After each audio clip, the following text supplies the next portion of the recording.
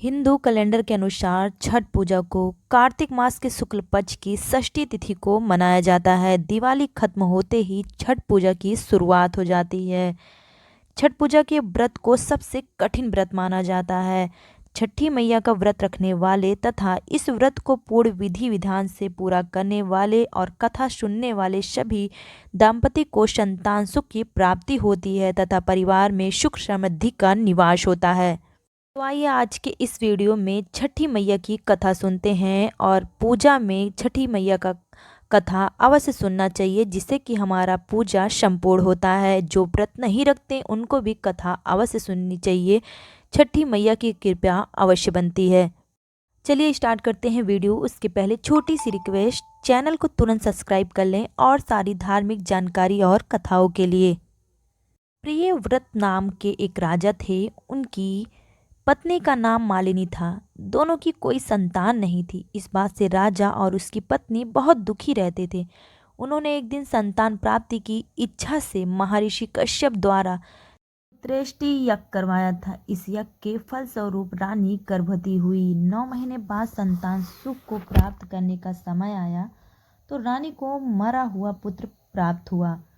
इस बात का पता चलने पर राजा को बहुत दुखी हुआ। संतान शोक में वह आत्महत्या का मन बना लिए थे, लेकिन जैसे ही राजा ने आत्महत्या करने की कोशिश की, उनके सामने एक सुंदर देवी प्रकट हुई और फिर देवी ने राजा को कहा कि मैं षष्ठी देवी हूँ।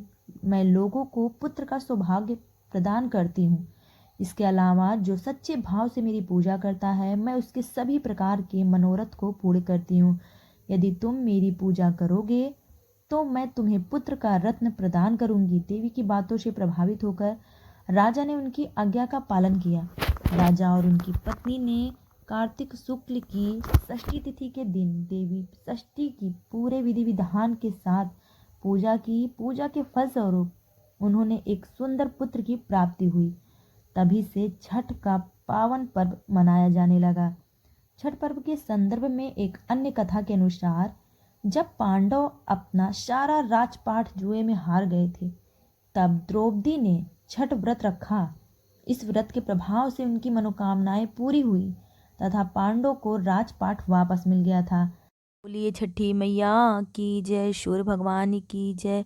तो सूर्य भगवान और छठी मैया भाई बहन हैं और ये इनकी पूजा करने से सभी मनोकामना पूर्ण होती है, संतान की प्राप्ति होती है, सुख समृद्धि और बहुत सारी चीज़ें हमें प्रदान करते हैं। भगवान हम पर अपनी कृपा सदैव बरसाए रखते हैं।